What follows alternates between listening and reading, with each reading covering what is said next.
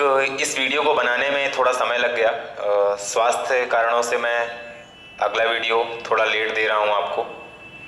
आशा है आप लोग अच्छे से अपनी पढ़ाई कर रहे होंगे। आज के वीडियो में जो हम विषय रख रहे हैं वो है अपना संयुक्त राष्ट्र संघ। ठीक है, संयुक्त राष्ट्र संघ के विभिन्न जो अंग हैं, उसकी स्थापना कब हुई, कहाँ पे मुख्यालय है, उसके जो अंग हैं उनके क्या कार्य हैं, कौन सी भाषाएं हैं, कितने देश हैं, क्या क्या उनके योगदान हैं। ठीक है, तो इस संबंध में हम चर्चा करेंगे। लगभग कम से कम समय में आपको मैं अधिक से अधिक परीक्षा के दृष्टि से उपयोगी जानकारी इसमें उपलब्ध कराने की कोशिश करूंगा। क्लियर? तो आप लोग मन लगा के पढ़ाई करते रहिए। कोचिंग का ऑफलाइन सेशन भी जल्द ही शुरू होने वाला है, तो आशा है कि आपका उत्साह और जोश लगातार बढ़ता रहेगा और आप आगे आने वाली परीक्षाओं में सफल होंगे। क्लियर? तो शुरू करते हैं आज का सेशन, जो है यूनाइटेड नेशन, संयुक्त राष्ट्र संघ। क्लियर? तो आज हम संयुक्त राष्ट्र संघ के बारे में अध्ययन करेंगे। तो सबसे पहला शुरू करते हैं अपन संयुक्त राष्ट्र संघ। देखिए, संयुक्त राष्ट्र संघ में मैं जिस संबंध में मैं चर्चा करूंगा उसमें डायरेक्ट इस चीज़ के बारे में बताऊंगा कि जो प्रश्न आए हुए हैं। क्लियर? तो जो संयुक्त राष्ट्र संघ यानी यूनाइटेड नेशन का नाम अमेरिका के तत्कालीन राष्ट्रपति यानी उस समय के राष्ट्रपति फ्रैंकलिन डी रूजवेल्ट द्वारा प्रदान किया गया। ठीक है, फ्रैंकलिन डी रूजवेल्ट परीक्षाओं में कई बार आया हुआ है। क्लियर? उसके बाद जो दूसरा इस पर मुख्य बिंदु बनता है कि संयुक्त राष्ट्र संघ की स्थापना कब हुई। तो संयुक्त राष्ट्र संघ की स्थापना हुई थी 24 अक्टूबर 1945। क्लियर? संयुक्त राष्ट्र संघ की स्थापना 24 अक्टूबर 1945 को हुई। क्लियर? नाम किसके द्वारा दिया गया था? फ्रैंकलिन डी रूजवेल्ट के द्वारा। ओके, नेक्स्ट आता है कि तत्काल उस समय किन किन नेताओं ने इसके लिए पहल की थी। क्लियर? संयुक्त राष्ट्र की स्थापना के लिए तो उस समय ब्रिटिश के प्रधानमंत्री थे चर्चिल, विंस्टन चर्चिल। ठीक है, सोवियत राष्ट्र के कौन से थे? सोवियत यानी कि रूस के राष्ट्रपति स्टालिन थे। ठीक है, और अमेरिकी राष्ट्रपति रूजवेल्ट। क्लियर? इनका एक शिखर सम्मेलन हुआ जिस पे इन्होंने एक इस निर्णय पे आए कि सुरक्षा परिषद में मतदान प्रणाली की जाएगी एवं संयुक्त राष्ट्र संघ की स्थापना की जाएगी। एक चीज़ ये भी याद रखेंगे कि ये समय था 1944 का, जब ब्रिटिश प्रधानमंत्री कौन थे? Winston Churchill. और जो भारत जब स्वतंत्र हुआ था यानी कि 1947, इस समय पे जो ब्रिटेन के राष्ट्रपति थे वो थे कौन? एटली, यानी कि क्लीमेंट एटली। क्लियर? तो इस चीज़ के लिए क्लियर रहेंगे। ये भी कई बार परीक्षा में आया हुआ है कि स्वतंत्रता के समय इंग्लैंड के प्रधानमंत्री कौन थे। ओके, एक चीज़ ये याद रखेंगे कि संयुक्त राष्ट्र संघ के संस्थापक सदस्य देशों की संख्या कितनी थी? तो कितनी थी? 51। क्लियर? और भारत उनमें से एक था, ये भी याद रखेंगे। क्लियर? संस्थापक देशों की संख्या कितनी थी? 51, और भारत भी उनमें से एक था। क्लियर? ओके, और 1945 में अधिकार पत्र पर केवल 50 राष्ट्रों के प्रतिनिधियों ने शामिल किया था, मतलब सिग्नेचर किया था। क्लियर? और जो 51वां देश था वो कौन सा था? पोलैंड। ओके, चलिए, और एक चीज़ ये याद रखेंगे कि वर्तमान में सदस्य देशों की संख्या कितनी है? तो ये है 193। क्लियर? 193 देश। दक्षिणी सूडान इसका 193वां देश है। क्लियर? ओके, संयुक्त राष्ट्र संघ का मुख्यालय किस शहर में है? तो ये है न्यूयॉर्क। क्लियर? मुख्यालय न्यूयॉर्क, यूएसए यानी कि अमेरिका में है। क्लियर? और ये किस द्वीप पर बना हुआ है? तो ये है मैनहट्टन द्वीप। क्लियर? तो इसका जो भवन बना हुआ है वो है मैनहट्टन द्वीप में, और मुख्यालय कहाँ पे है? न्यूयॉर्क शहर में। संस्थापक सदस्य देश कितने थे? 51। क्लियर? और जो नाम दिया था वो थे रूजवेल्ट। क्लियर? तो ये थे यूएसए के। ओके, चलिए, नेक्स्ट है अपना, कई बार परीक्षाओं में तो ये नहीं आया हुआ है लेकिन अपने दिमाग में याद रख सकते हैं कि इसके लिए 17 एकड़ जमीन जॉन डी रॉकफेलर ने दी थी। Clear? John D Rockefeller. Okay, इसके बाद जो सबसे इंपॉर्टेंट हमेशा आया हुआ है कि संयुक्त राष्ट्र संघ का ध्वज कई बार परीक्षाओं में आया हुआ है। तो ये जैतून की 2 वक्राकार शाखाएं हैं। क्लियर? अब देखिए कैसे, पहले हम पढ़ लेते हैं। संयुक्त राष्ट्र संघ के ध्वज की पृष्ठभूमि हल्की नीली है, ब्लू कलर की है। Point clear? उसमें श्वेत रंग के राष्ट्र संघ का प्रतीक बना हुआ है, क्लियर? श्वेत रंग का राष्ट्र संघ का प्रतीक, और यह प्रतीक है 2 जैतून की वक्राकार शाखाएं। क्लियर? जो ऊपर की ओर खुली हुई हैं, उनके बीच विश्व का मानचित्र बना है। जैतून का पेड़ आप लोग देखे होंगे, आपके आसपास मिलता हो, इसका तेल भी काफ़ी रोगों में होता है। अब देखिए, मैं इसको एक्सप्लेन कर देता हूँ थोड़ा सा।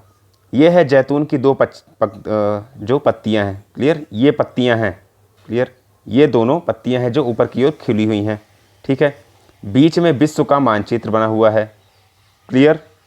ये है संयुक्त राष्ट्र संघ का यानी कि यूएन का फ्लैग, क्लियर, या जिसको लोगो ही बोलते हैं, ठीक है। तो इस पर जो दो जैतून की पत्तियां हैं ये बीच में खुली हुई हैं, क्लियर, इधर से ये दोनों पत्तियां खुली हुई हैं और बीच में विश्व का मानचित्र है। पृष्ठभूमि क्या दिख रही है आपको? नीली, क्लियर। तो ये नीली पृष्ठभूमि है। तो ये है संयुक्त राष्ट्र संघ का flag, clear, okay, point clear ना।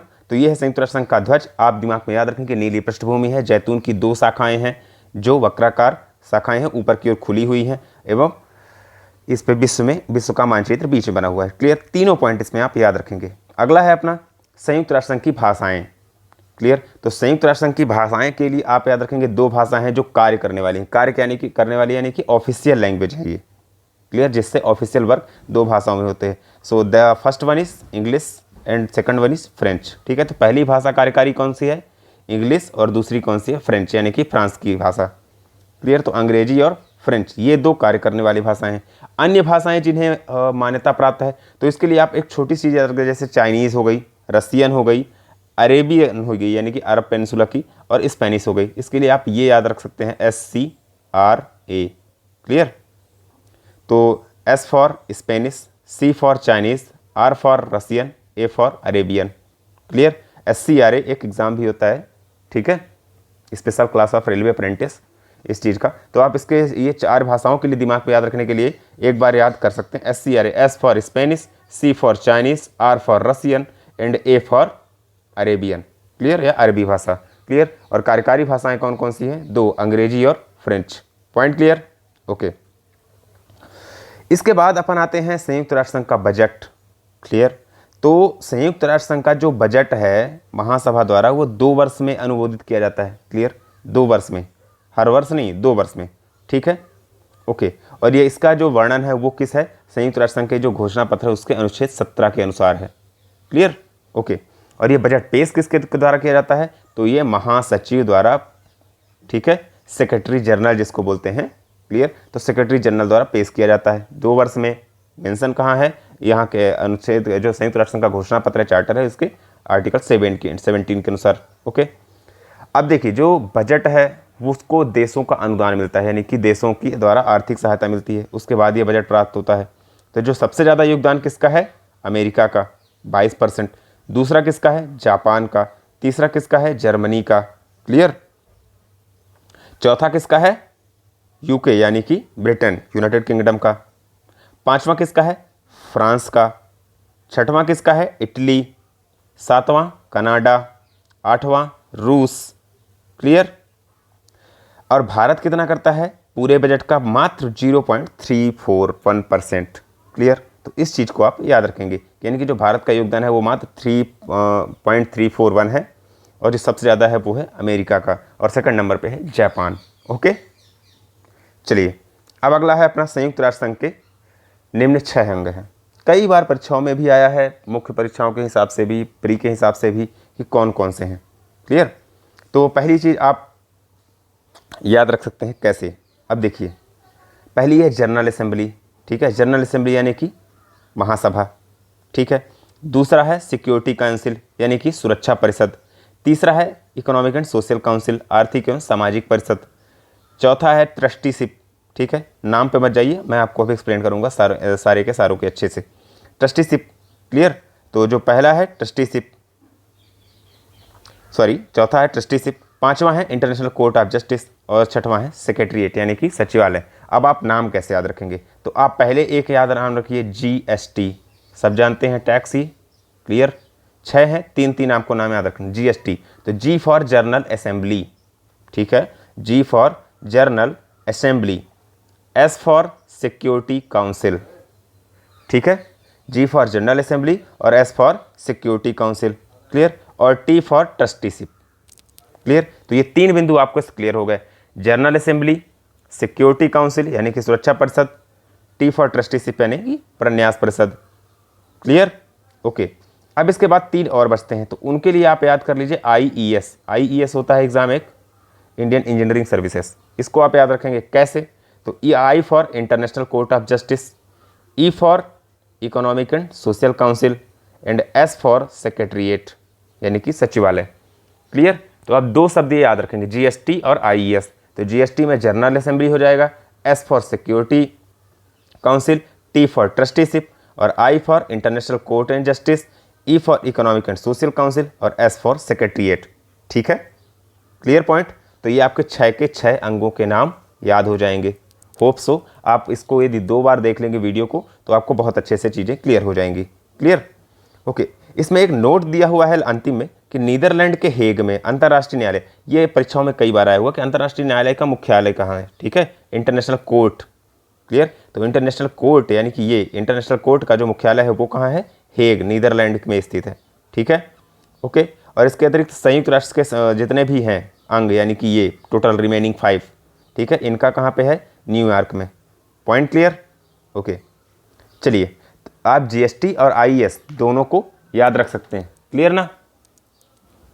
चलिए, अगला है अपना, इन्हीं को डिटेल में थोड़ा सा पढ़ेंगे। महासभा। महासभा को विश्व की लघु संसद कहते हैं। क्लियर, इसमें प्रत्येक प्रत्येक देश कितने सदस्य भेज सकता है, अधिकतम 5 प्रतिनिधि भेज सकता है। क्लियर, लेकिन वो वोट यदि करेंगे तो देश का एक ही वोट माना जाएगा। Clear, okay. चलिए, ठीक है। इस पे क्या होता है, शांति और सुरक्षा से जुड़े नए सदस्यों के प्रवेश और बजट निर्णय के लिए 2/3 बहुमत की आवश्यकता होती है। ठीक है, यानी कि 2/3, समझ रहे हैं, 2/3 यानी कि 3 में से 2 भाग, समझ रहे हैं। क्लियर, तो 3 में से 2 भाग यानी कि यदि 100% है तो 66% यानी कि 66 दशमलव लगभग 66% लोग संतुष्ट होने चाहिए। ओके। इसके बाद यह है कि हर साल सितंबर माह के तीसरे मंगलवार शुरू होता है, दिसंबर के मध्य तक चलता है, नियमित सत्र है। क्लियर, एक नए अध्यक्ष और 21 उपाध्यक्ष होते हैं, ये भी क्लियर है आपका। ठीक है, सबसे बड़ी चीज़ ये देखेंगे जो इंपॉर्टेंट है, संयुक्त सुरक्षा परिषद के संस्तुति पर अंतर्राष्ट्रीय न्यायालय के न्यायाधीश, नए देशों की सदस्यता, महासचिव की नियुक्ति, संयुक्त राष्ट्र संघ का बजट पारित करना, ये सब महासभा के कार्य हैं। महासभा के कार्य कौन कौन से हैं, अंतर्राष्ट्रीय न्यायालय के न्यायाधीश की नियुक्ति, ठीक है, नए देश को यदि सदस्य बनाना है, क्लियर, महासचिव की नियुक्ति यानी कि सेक्रेटरी जनरल की नियुक्ति, क्लियर, और राष्ट्र संघ का बजट पारित करना, ये सब किसके कार्य हैं, महासभा के कार्य। तो ये कई बार परीक्षाओं में आता है कि निम्न में से महासभा के कार्य हैं। क्लियर, सदस्य देश कितने, प्रत्येक देश कितने भेज सकता है, 5, लेकिन उनका वोट माना जाएगा 1। क्लियर, और लघु संसद किसे बोलते हैं, महासभा को, सुरक्षा परिषद को नहीं बोलते हैं, इस चीज़ को याद रखेंगे। ठीक है, ये कंफ्यूजिंग पॉइंट रहता है। ओके ओके, अगला है अपना सुरक्षा परिषद। सुरक्षा परिषद कई मामलों में इंपॉर्टेंट है, क्यों, पहली कई बार परीक्षाओं में आया हुआ कि दुनिया का पुलिसमैन किसे कहा जाता है, तो सुरक्षा परिषद को। ठीक है, महासभा को नहीं। क्लियर, इसमें कितने सदस्य होते हैं, 15 सदस्य, यानी कि जो सिक्योरिटी काउंसिल के परमानेंट सदस्य होते हैं वो 5 स्थायी सदस्य होते हैं। क्लियर, 5 स्थायी सदस्य होते हैं सिक्योरिटी काउंसिल में और 10 अस्थायी सदस्य होते हैं। क्लियर, ओके, तो जो 10 अस्थायी सदस्य होते हैं वो 2 वर्ष के लिए बनते हैं। क्लियर ना। और ये भी ध्यान रखेंगे कि यानी कि यूएन की जो कार्यपालिका है वो क्या है, सुरक्षा परिषद कार्यपालिका। क्लियर, ओके, एग्जीक्यूटिव जिसको बोलते हैं, तो सुरक्षा परिषद है कार्यपालिका। इसका जो मुख्य कार्य है शांति और सुरक्षा बनाए रखना है। ठीक है, पूरी दुनिया का पुलिसमैन कहा जाता है। 15 सदस्य होते हैं, 5 परमानेंट हैं और 10 अस्थायी हैं। ओके, अगला है अपना, इसी में 5 स्थायी सदस्य कौन कौन से हैं, अमेरिका, रूस, ब्रिटेन, फ्रांस और चीन। ठीक है, अमेरिका, रूस, ब्रिटेन, फ्रांस और चीन। क्लियर, मैंने आपको ये भी बताया कि अस्थायी सदस्य जो होते हैं वो 2 वर्ष के लिए चुने जाते हैं। क्लियर, तो ये 2 वर्ष के लिए अस्थायी सदस्य चुने जाते हैं। ठीक है, ओके। अब होता है वोटिंग सिस्टम। तो यानी वोटिंग सिस्टम ये होता है, एक वीटो सिस्टम होता है कि जो परमानेंट 5 सदस्य हैं इनमें से किसी ने यदि किसी भी निर्णय को पारित करने के लिए एक भी निगेटिव वोट दे दिया, असहमति जाहिर कर दी, तो क्या होगा कि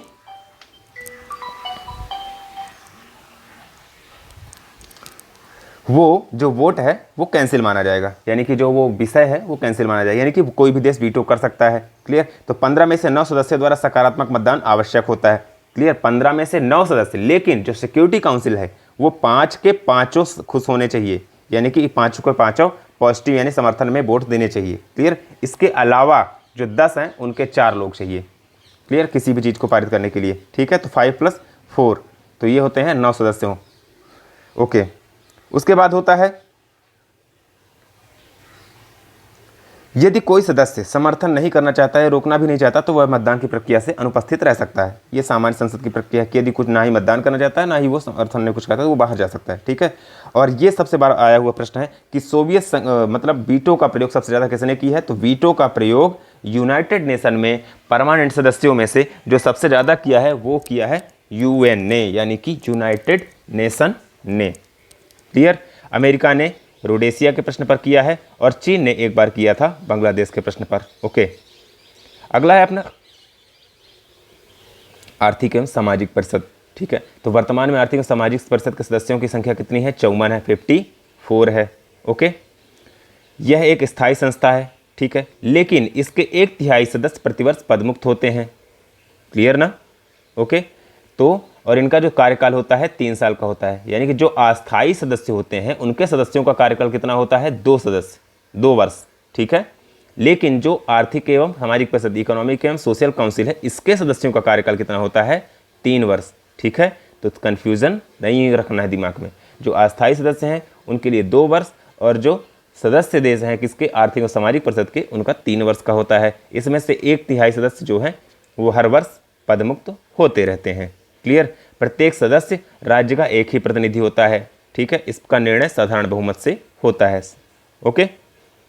चलिए, अब इसके बाद अपन आते हैं जो सबसे बड़ी चीज़ कि जो परिषद है, यानी कि आर्थिक और सामाजिक परिषद, ये अपना कार्य विभिन्न आयोग, विभिन्न संस्था और विभिन्न समितियों के द्वारा करती है। तो ये कौन कौन से? आर्थिक एवं रोजगार आयोग, जनसंख्या एवं यातायात आयोग, संयुक्त राष्ट्र बाल संख्या आयोग यानी कि यूनिसेफ। यानी कि यूनिसेफ किसका अंग है? संयुक्त राष्ट्र संघ में आर्थिक एवं सामाजिक परिषद का। क्लियर। तो इनके माध्यम से ये कौन सी आर्थिक एवं सामाजिक परिषद विभिन्न जन कल्याण के कार्य पूरे विश्व में करती रहती है। ओके। अगला है अपना सचिवालय। तो सचिवालय संयुक्त राष्ट्र संघ के दिन प्रतिदिन के कामों को निपटाने के जो डेली वर्क्स होते हैं वो सचिवालय यानी कि सेक्रेटरीट निपटाता है। सचिवालय का प्रमुख कौन होता है? तो वो होता है महासचिव। क्लियर। तो सुरक्षा परिषद की सिफारिश पर 5 वर्ष की अवधि के लिए नियुक्त किया जाता है, यानी कि जो महासचिव होता है, सेक्रेटरी जनरल जिसको बोलते हैं, तो उसकी नियुक्ति 5 वर्ष के लिए होता है। ठीक है। महासचिव को दोबारा भी नियुक्त किया जा सकता है। क्लियर। तो ऐसे प्रश्न आते हैं कि निम्न में से कौन से वाक्य महासचिव के संबंध में सत्य या असत्य हैं? ठीक है। तो 5 वर्ष के लिए होता है, सुरक्षा परिषद की सिफारिश पर होता है, और महासचिव को दोबारा भी नियुक्त किया जा सकता है। Point clear? ओके।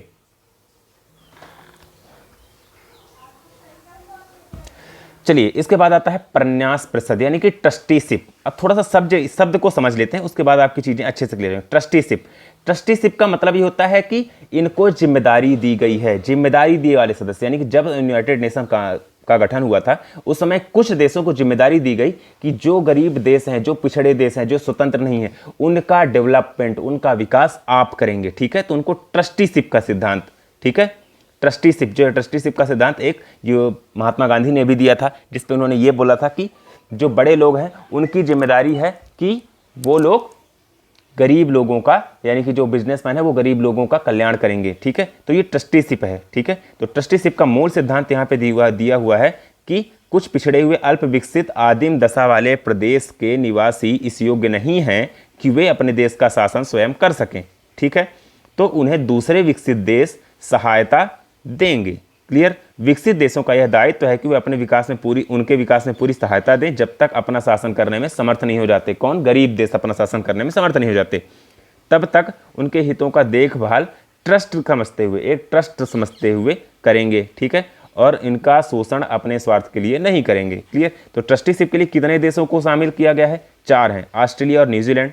ये दोनों ऑस्ट्रेलिया महाद्वीप में ही है। क्लियर। ऑस्ट्रेलिया और न्यूजीलैंड। क्लियर। उसके बाद है अमेरिका और ब्रिटेन। क्लियर। तो कितने देश हो गए? 4, ऑस्ट्रेलिया, न्यूजीलैंड, अमेरिका और ब्रिटेन। इन 4 देशों को यह जिम्मेदारी दी गई थी उस समय कि आप ब्रिटेन, मतलब कि जो गरीब देश हैं, जो अपना विकास स्वयं नहीं कर सकते, आप उनकी सहायता करेंगे। क्लियर। ओके। अगला है अपना, देख लेंगे कि इनका संयुक्त राष्ट्र संघ के जो महासचिव हुए हैं वो पहले थे त्रिगवेली, नॉर्वे के। मैंने एक वीडियो में आप लोगों को पहले भी बताया था। क्लियर। त्रिगवेली नॉर्वे के थे। ठीक है। एशिया के कौन थे? यू थांट, म्यांमार से थे वो। क्लियर। यू थांट म्यांमार के, त्रिगवेली नॉर्वे के थे, ये पहले भी थे। क्लियर। ओके। और इसके बाद जो वर्तमान में है वो है एंटोनियो गुटेरस, पुर्तगाल के। ये पुर्तगाल के पहले प्रधानमंत्री भी थे। क्लियर, पहले यानी कि इससे पहले वो प्रधानमंत्री थे पुर्तगाल के। ये कौन से सदस्य हैं? 9वें। ठीक है, 9वें याद रखेंगे। एंटोनियो गुटेरस 2017 से। क्लियर, तो घोषणा पत्र के अनुसार प्रशासनिक अधिकारी कौन होता है? जो होता है महासचिव यानी कि secretary general. Clear, Antonio Guterres 2017 से यूनाइटेड नेशन के सदस्य मतलब कि महासचिव है, सेक्रेटरी जनरल है। क्लियर, तो ये सारी चीज़ें आपको हो गई। एंटोनियो गुटेरस का ये चित्र आपने देखा होगा कई बार परीक्षाओं में। क्लियर, तो इस पूरे वीडियो सेशन में ये रहा आपका। ठीक है, याद रखेंगे जो महत्वपूर्ण मैंने चीज़ें बताई हैं उनके सदस्य आपको 3-4 पॉइंट जो मैंने बताए थे उस हिसाब से याद रखना है। जीएसटी, ठीक है, यानी कि general assembly, security council, trusteeship, और एक बताया था IES। ठीक है, तो economic and Social council, secretariat और इंटरनेशनल कोर्ट। ठीक है, तो ये GST और IES आप रखेंगे। एक SCRA मैंने बताया था। ठीक है, तो आप इसको याद रख सकते हैं, ये कौन सी भाषाओं के लिए है। ठीक है, तो ये थी अपनी Spanish, C for Chinese, R for Russian और A फॉर अरेबियन। ठीक है, तो इस तरह की चीज़ें को आपको दिमाग में याद रखना है। आपको ये पूरा सेशन कैसा लगा आप कमेंट सेक्शन में बताइए। वीडियो को लाइक कीजिए, सब्सक्राइब कीजिए चैनल को। ठीक है, हम ऐसे ही अच्छे और कुछ मज़ेदार वीडियो आपकी पढ़ाई के हिसाब से लेते आते रहेंगे। कोई भी समस्या हो तो आप ईमेल के माध्यम से या कमेंट सेक्शन में आप अपनी बात रख सकते हैं। आपका वीडियो रखने के लिए धन्यवाद। आपका दिन शुभ हो।